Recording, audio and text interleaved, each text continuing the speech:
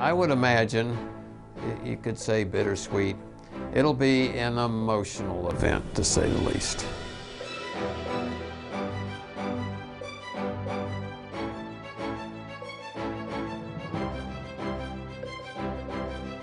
Discovery gets the job done. It's flown all kinds of missions, and it's done them extremely well. It's a great flying machine, and I think that's what it's remembered for. With 38 missions completed successfully, Space Shuttle Discovery achieved a robust history of accomplishment for NASA's oldest active shuttle, including 2 return-to-flight missions, the launch of NASA's Hubble Space Telescope, and the deployment of 17 satellites. Along the way, Discovery also contributed to scientific knowledge on Earth by hosting microgravity laboratories in space and carrying specialized instruments that analyzed Earth's atmosphere. Discovery has a role to play. You can look back on the flights that it's done and the contributions that it made to forwarding the future of mankind. In recent years, Discovery played an indispensable role in the construction of the International Space Station, the largest spacecraft ever assembled. Whenever I see Discovery launch, I definitely feel like a proud parent, as do everyone that works with Discovery. It's the oldest orbiter in the fleet. It's flown more often than any of the other orbiters, and it will take that record with it till it's, when it's put away in a museum. Now headed into space for the last time, Discovery continues pointing a way towards accomplishment. Its payload includes a module that astronauts and station residents will use for years to come on the space station as they continue its cutting-edge research. Crews will even be joined on the station by a robotic astronaut heading into space on Discovery. Robonaut 2, the first humanoid robot to venture into space. It's a privilege, I think, for us to be able to fly it on the last flight, and it's a real tribute to the folks here and in the other manned spacecraft centers for all they've done to keep these vehicles flying and allowing, being able to do all the things they do. Space Shuttle Discovery blasted into orbit for the first time on August 30th, 1984. It made its mark on the future right away when the astronauts tested a solar array system that would later be used on the International Space Station. On its second flight, STS-51A, Discovery hosted a team of astronauts that used futuristic jetpack to snare a stranded satellite and return it to Earth. It was an amazing sight to watch Joe Allen with a manned maneuvering unit flying free of the shuttle, no tethers, over to a satellite which was very close by, attach his grapple fixture and fly it back to the shuttle. I mean, that was an amazing thing to see. Discovery went into space 6 times during its first year, but would make perhaps its greatest impact on NASA after the Challenger accident grounded the shuttle fleet for more than 2 years. When NASA was ready to send its astronauts back into space again, it was Discovery that rolled to the launch pad to carry out the mission, STS-26. STS-26 was a great event for the team. It described on how it would feel. It felt like STS-1 all over again. Discovery was rarely overshadowed during its career.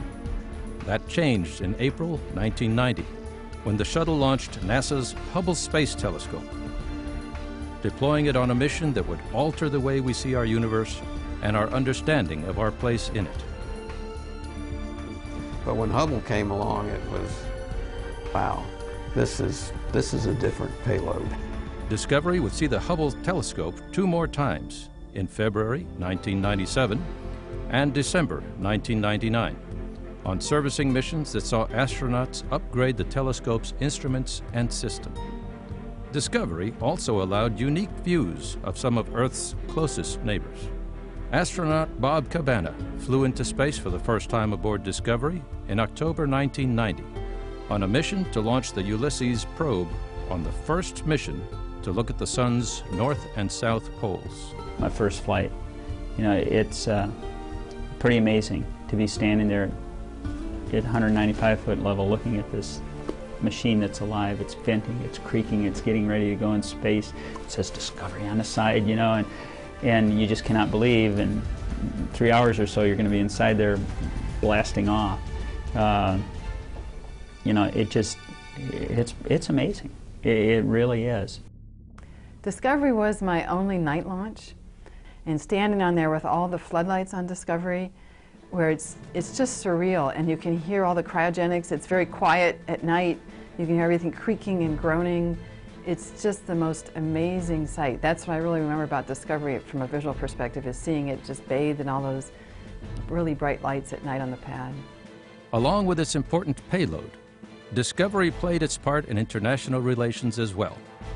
Cosmonaut Sergei Krikalev became the first Russian to fly on a shuttle during Discovery's STS-60 flight in February 1994. Astronaut and former Senator John Glenn returned to orbit aboard Discovery in October 1998, after he made history as the first American to orbit Earth on February 20th, 1962. Just as Discovery changed the people who flew aboard it, the spacecraft itself underwent numerous advances during its career. For example, technicians installed a glass cockpit in 2001 that replaced analog dials and instruments with modern digital displays. The spacecraft was also lightened as test instruments for its first flights were removed and modifications to other systems shaved off more weight. Discovery and all the NASA shuttles would undergo one more metamorphosis after the Columbia accident in February 2003. My proudest moment with Discovery would have to be return to flight after the Columbia accident. We basically found the problem, fixed the problem, and proved to the world that we could continue flying. Just as it had done 17 years before, Discovery took to space to prove NASA's shuttle fleet was not finished marking its place in exploration history. The overwhelming sense of the launch team was that this is what we do. We have to fly again. Along with sister shuttles Atlantis and Endeavour, Discovery finished assembling the International Space Station and then helped take new parts, supplies, and experiments to the orbiting laboratory. I was telling some employees here yesterday, when you walk inside at a Discovery and see it, it still looks like a new car even after almost 30 years of service. Discovery is expected to be put on public display after the space shuttle retires. Everyone here that has ever done anything associated with an orbiter will say, I worked on Discovery. I think Discovery's just because it has flown so much, it has been such a workhorse. You know, it flew return to flight. I think if you go back and look at all the missions it's flown, it really has achieved some phenomenal successes.